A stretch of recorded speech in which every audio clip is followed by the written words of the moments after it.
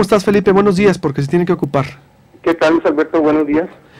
¿Cómo ves lo que estamos aquí debatiendo frente a lo que sucede en Caborca, los hechos delictivos en Sonora, bueno, y que se complementa también con la ola de robos que está incrementando en Hermosillo, organizándose los ciudadanos? Por eso te había convocado yo a ti, pues una perspectiva sociológica de la información que no pude, bueno, que pude obtener a grandes rasgos con el procurador, Felipe.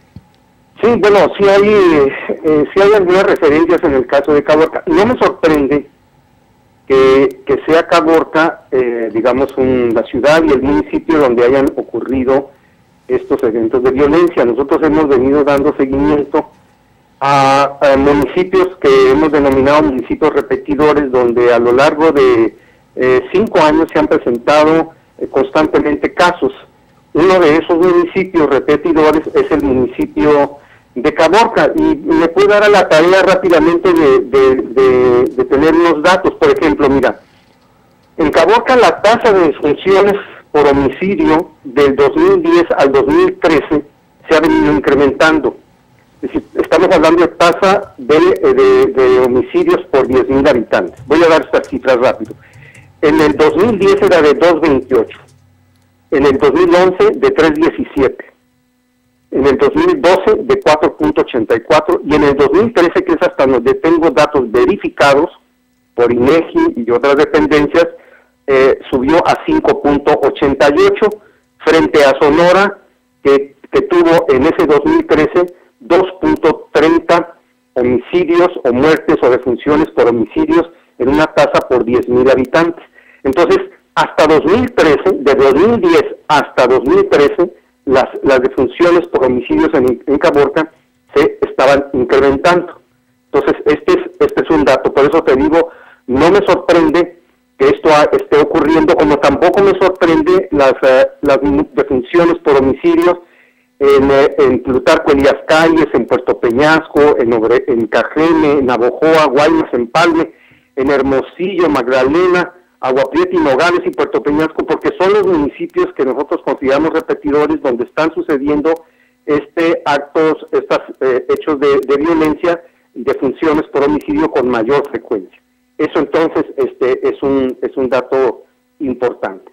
Y esto uno lo puede ver también reflejado, por ejemplo, en la encuesta que fue orientada básicamente para personas interesadas en las elecciones.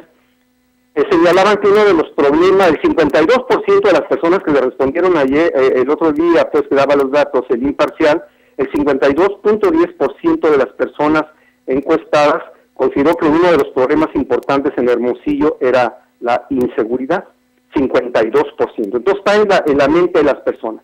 El reportaje que ahorita acaban de ofrecer sobre las personas en Caborca, pues si uno detalla cuáles fueron los puntos, pues mira, fueron justicia, paz, impunidad, hartazgo, Estado de Derecho podrido que está destruyendo a la sociedad, y entonces eso se traduce en un cambio de los festejos del 6 de abril, una distinta orientación. Entonces está presente esta situación, digamos que hay una sensación de molestia originada por la inseguridad.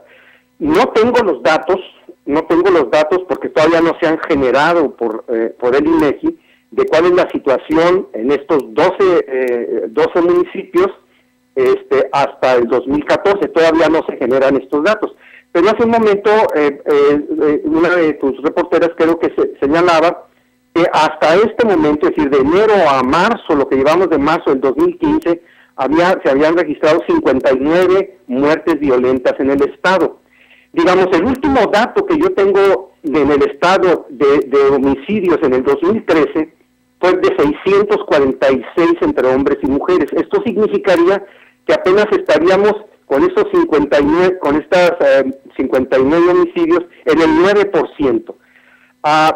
Yo puedo estar seguro porque veo cómo han venido decayendo las tasas y los números, que es posible que la violencia esté disminuyendo, ¿sí?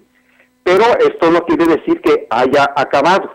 Y me llama la atención también, buscando algunos datos, es que las defunciones por homicidio en Sonora, solamente del 2006 al 2013, o sea, en 8 años, que fueron 4.045, de 8.037 que sucedieron en todos los años, fue 50%. Y del 2009 al 2013 se ocurrieron en 5 años 3.040 defunciones por homicidio, que representó el 37.8%.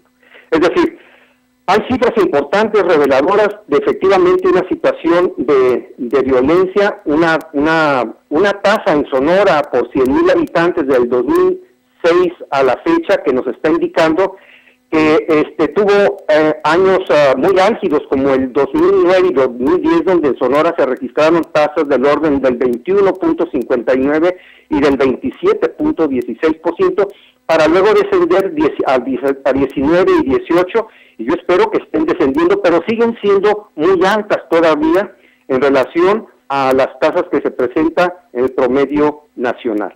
Esto, digamos, hay que buscar inmediatamente, pues, cuál es el comportamiento de las cifras, de los datos que nos están revelando estos foneros. Pero bueno, tú decías, ¿y qué más? O sea, ¿cuáles son algunas de las referencias más de orden sociológico?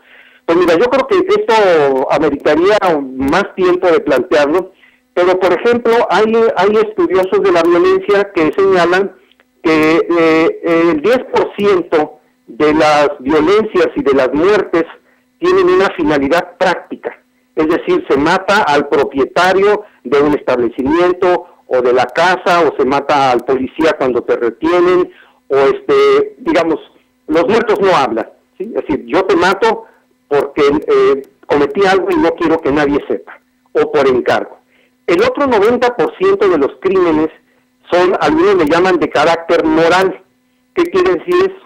Bueno, son represalias porque tras una ofensa, por pelea doméstica, por conflicto con la pareja, por el abandono, por infidelidad, por celos, venganza, en defensa propia, etcétera. Digamos, esta situación nos indica, bueno, y las estadísticas nos dicen a la hora de que nosotros revisamos cuál fue el móvil, por eso tu insistencia, desde luego la entiendo al procurador, si hay algún móvil, pero bueno, a grandes rasgos, te insisto, como algunos analistas ubican cuáles son los móviles o las finalidades de estos tipos de crímenes, ¿no?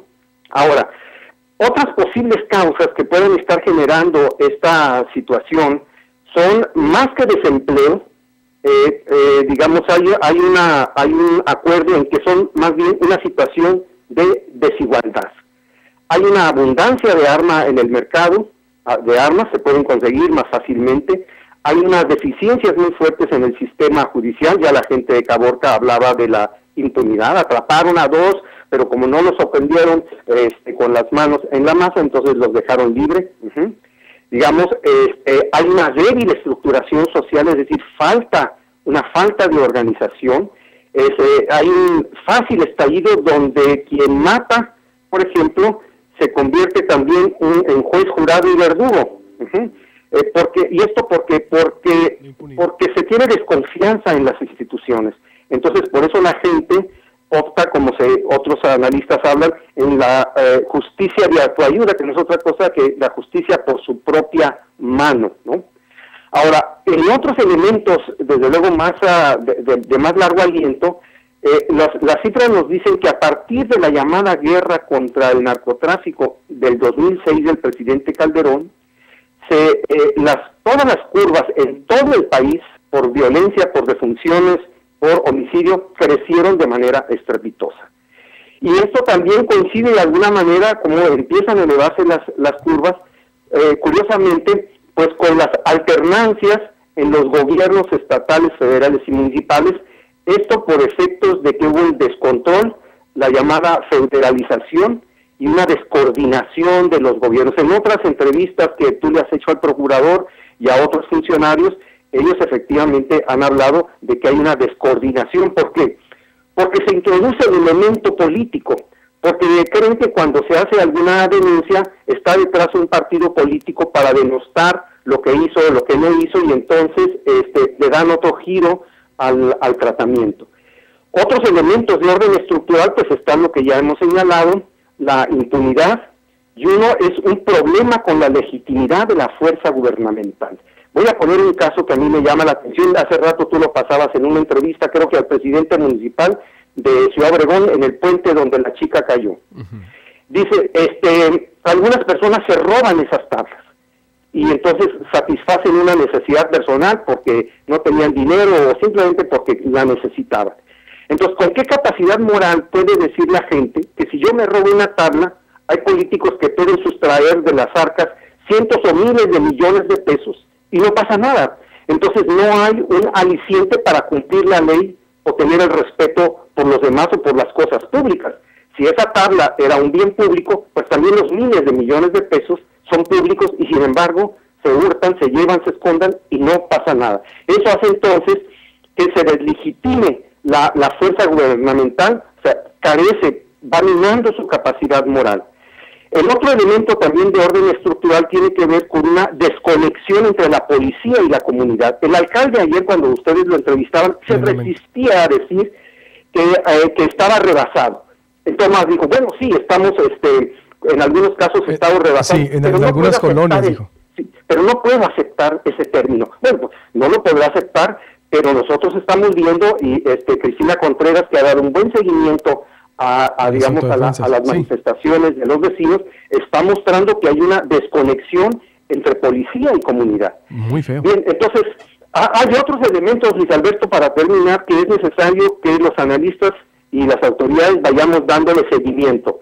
No queremos decir que son causa de, pero pueden estar presentes. Por ejemplo, algo que se denomina también como patologías sociales, a mí no me gusta mucho el término, sino más bien con fenómenos que pueden estar correlacionados con el fenómeno de la violencia, que son, desde luego, el abandono escolar, los divorcios, los accidentes de adolescentes con armas y automóviles, el embarazo adolescente, las violaciones, los robos, en fin, estos comportamientos que hay que ver su seguimiento y tratemos de ver si están también muy relacionados con el incremento de los fenómenos propiamente de los homicidios.